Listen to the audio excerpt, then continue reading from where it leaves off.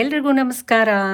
ಇವತ್ತು ನಾವು super healthy ಮತ್ತು ಟೇಸ್ಟಿಯಾದ ಜೋಳದ ಕಿಚಡಿ ಮಾಡೋಣ. ಇದರಿಂದ ವೆಯ್ಟ್ ಲಾಸ್ಗೆ ತುಂಬಾ ಹೆಲ್ಪ್ ಆಗುತ್ತೆ. ಹಾಗೂ ರಾತ್ರಿ ಹೊತ್ತು ನೀವು ಲೈಟ್ ಆಗಿ ಏನಾದರೂ ತಿನ್ಬೇಕು ಅಂತ ಅನ್ಸಿದ್ರೆ ಈ ಜೋಳದ ಕಿಚಡಿ ಬೆಸ್ಟ್ ಆಪ್ಷನ್ ನೋಡಿ. ಇದು ಮಾಡೋದು ತುಂಬಾ ಸುಲಭ, ರುಚಿ ಮಾತ್ರ ಸೂಪರ್ ಆಗಿರುತ್ತೆ. ಬನ್ನಿ ತಡ ಮಾಡದೆ ಹೇಗೆ ಮಾಡೋದು ಅಂತ ನೋಡೋಣ. ಇದನ್ನ ಮಾಡೋದಕ್ಕೆ ನಾನಿಲ್ಲಿ 2 ಕಪ್ನಷ್ಟು ಜೋಳದ ಕಾಳುಗಳನ್ನ ತೊಗೊಂಡಿದ್ದೀನಿ. ಇದನ್ನು ಚೆನ್ನಾಗಿ ತೊಳೆದು ಬಿಟ್ಟು ಬೆಳಗ್ಗೆ ತಿಂಡಿಗೆ ಮಾಡ್ಕೊಳ್ಳೋದಾದರೆ ರಾತ್ರಿನೇ ನೆನೆಸಿಟ್ಬಿಡೋಣ. ಇಲ್ಲದೇ ಇದ್ದರೆ ನೀವು ರಾತ್ರಿಗೆ ಮಾಡ್ಕೊಳ್ಳೋದಾದರೆ ಸುಮಾರು ಒಂದು 4 ರಿಂದ 5 ಗಂಟೆ ಮುಂಚೆ ನೆನೆಸಿಡ್ಬೇಕಾಗುತ್ತೆ. ಯಾಕೆಂದರೆ ಯಾವುದೇ ಮಿಲೆಟ್ಸ್ ಆಗಲಿ ನೆನೆಸಿ ಉಪಯೋಗಿಸೋದ್ರಿಂದ ಅದ್ರ ಬೆನಿಫಿಟ್ಸ್ ಜಾಸ್ತಿ. ಒಂದು ಕುಕ್ಕರ್ಗೆ 1 ಟೇಬಲ್ ಸ್ಪೂನ್ನಷ್ಟು ಬೆಣ್ಣೆ ಹಾಕ್ಕೊಂಡು ಅದು ಚೆನ್ನಾಗಿ ಕರಗಿದ ಮೇಲೆ 1 ಕಪ್ನಷ್ಟು ಹೆಸರು ಬೇಳೆಯನ್ನು ಹಾಕಿ ಚೆನ್ನಾಗಿ ಅದು ಸ್ವಲ್ಪ ಕಂದು ಬಣ್ಣ ಬರೋ ತನಕ ಅನ್ನೋ ತನಕ ಹುರ್ಕೋಬೇಕಾಗುತ್ತೆ.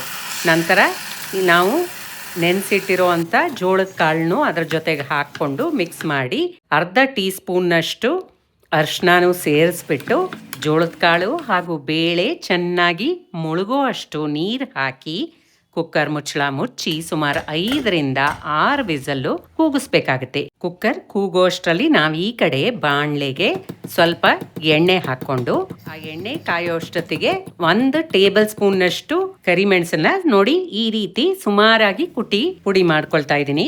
ಈ ಕಾದಿರೋ ಎಣ್ಣೆಗೆ ಸ್ವಲ್ಪ ಜೀರಿಗೆ, ಕರಿಮೆಣಸಿನ ಪುಡಿ, ಸ್ವಲ್ಪ ಕರಿಬೇವು, ತುರಿದಿರೋ ಅಂಥ ಶುಂಠಿ ಹಾಗೆ ಸಣ್ಣಗೆ ಹಚ್ಚಿರೋ ಅಂಥ ಹಸಿಮೆಣಸಿನಕಾಯಿನೂ ಹಾಕ್ಕೊಂಡು ಚೆನ್ನಾಗಿ ಬಾಡಿಸ್ಕೊಳ್ಳೋಣ. ನಂತರ ಇದಕ್ಕೆ ನಿಮಗೆ ಇಷ್ಟವಾದ ತರಕಾರಿ ಹಾಕ್ಕೊಳ್ಳಿ. ನಾನಿಲ್ಲಿ ಕ್ಯಾರೆಟು, ಗೆಡ್ಡೆಕೋಸು, ಎಲೆಕೋಸು ಎಲ್ಲದನ್ನೂ ಸಣ್ಣಗೆ ಹಚ್ಕೊಂಡು ಹಾಕ್ಕೊಳ್ತಾ ಇದ್ದೀನಿ. ಇದನ್ನು ಸುಮಾರು ಕ್ರಂಚಿ ಆಗೋ ತನಕ ಬಾಡಿಸ್ಕೊಳ್ಳೋಣ. ನಂತರ ಇದಕ್ಕೆ ತರಕಾರಿಗೆ ಸೇರೋಷ್ಟು ಉಪ್ಪನ್ನು ಹಾಕ್ಕೊಂಡು ಮಿಕ್ಸ್ ಮಾಡ್ಕೊಳ್ಳಿ. ಸ್ವಲ್ಪ ನೀರು ಚುಮ್ಕಿಸೋದ್ರಿಂದ ತರಕಾರಿ ಬೇಗ ಬೇಯುತ್ತೆ. ಹೀಗೆ ಮಾಡೋದ್ರಿಂದ ಎಣ್ಣೆನೂ ತುಂಬ ಬೇಕಾಗೋದಿಲ್ಲ.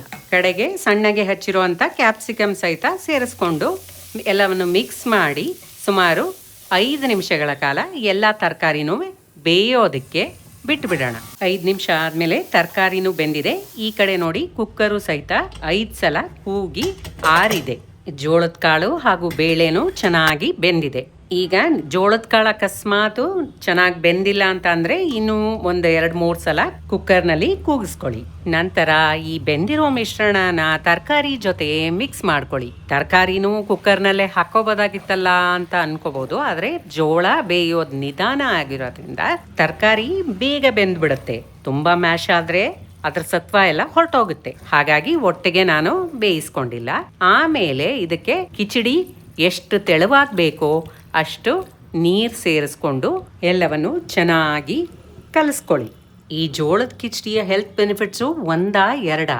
ಇದು ಪ್ರೋಟೀನ್ ರಿಚ್ಚು, ಇದರಲ್ಲಿ ಫೈಬರ್ ಅಂಶ ಜಾಸ್ತಿ ಇರೋದ್ರಿಂದ ಇದು ಡೈಜೆಷನ್ಗೆ ಒಳ್ಳೆಯದು, ವೆಯ್ಟ್ ಲಾಸ್ ಮಾಡೋರ್ಗೆ ಒಳ್ಳೆಯದು, ಹಾರ್ಟ್ಗೆ ಒಳ್ಳೆಯದು, ಹಾಗೆ ಐರನ್ ಮೆಗ್ನೀಷಿಯಂ ಇರೋದ್ರಿಂದ ಇದು ಮೂಳೆಗಳಿಗೆ ಸಹಿತ ತುಂಬ ಒಳ್ಳೆಯದು. ಇಷ್ಟೊಂದು ಬೆನಿಫಿಟ್ಸ್ ಇರೋ ತಿಂಡಿನ ಮಿಸ್ ಮಾಡದೆ ಮಾಡ್ಕೊಳ್ಳಿ.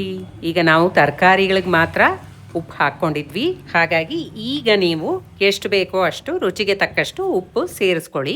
ಕೊನೆಗೆ ಸಕ್ಕರೆ ಹಾಕ್ತಾ ಇಲ್ಲ, ನಾನಿಲ್ಲಿ ಒಂಚೂರು ಬೆಲ್ಲದ ಪುಡಿ ಹಾಕ್ಕೊಳ್ತಾ ಇದ್ದೀನಿ. ಇದರಿಂದ ನಿಮಗೆ ಎಲ್ಲ ರುಚಿನೂ ಸರಿಯಾಗಿ ಹೊಂದ್ಕೊಳ್ಳುತ್ತೆ. ನೋಡಿ, ಮುತ್ತುಗಳ ಥರ ಇರೋ ಈ ಜೋಳ ನೋಡಿದ್ರೆ ಮಕ್ಕಳಿಗಂತೂ ಖಂಡಿತ ಇಷ್ಟ ಆಗೇ ಆಗುತ್ತೆ. ಕಡೆಗೆ ಲೋ ಫ್ಲೇಮ್ನಲ್ಲಿ 5 ನಿಮಿಷಗಳ ಕಾಲ ಮುಚ್ಚಿಟ್ಬಿಡಿ. ಕೊನೆಗೆ ಫ್ರೆಶ್ ಆಗಿ ತುರಿದಿರೋ ಅಂಥ ತೆಂಗಿನ ತುರಿ, ಸಣ್ಣಗೆ ಹಚ್ಚಿರುವಂಥ ಕೊತ್ತಂಬರಿ ಸೊಪ್ಪನ್ನ ಸೇರಿಸ್ಕೊಳ್ಳಿ. ಕಡೆಗೆ ಸ್ಟವ್ ಆಫ್ ಮಾಡಿಬಿಟ್ಟು ನಿಂಬೆ ರಸನೂ ಹಿಂಡ್ಕೊಂಡ್ರೆ ನಿಮ್ಮ ಹೆಲ್ದಿಯಾದ protein rich weight loss friendly ಹಾಗೆ ರುಚಿಯಾದ ಜೋಳದ ಕಿಚಡಿ ಸವಿಯಲು ಸಿದ್ಧವಾಯಿತು. ರೆಸಿಪಿ ಇಷ್ಟ ಆದರೆ ಒಂದು ಲೈಕ್ ಕೊಡಿ. ಹಾಗೆ ನನ್ನ ಚಾನಲ್ನ ನೀವಿನ್ನೂ ಸಬ್ಸ್ಕ್ರೈಬ್ ಮಾಡದೆ ನೋಡ್ತಾ ಇದ್ರೆ ಈ ಕೂಡಲೇ ಸಬ್ಸ್ಕ್ರೈಬ್ ಮಾಡಿ.